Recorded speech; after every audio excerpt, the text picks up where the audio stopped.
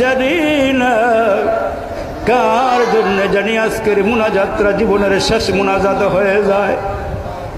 জানা নাই রে মালিক কোন দোকানে আমাদের নামে কাফনের কাপড় রেডি হয়ে গেছি।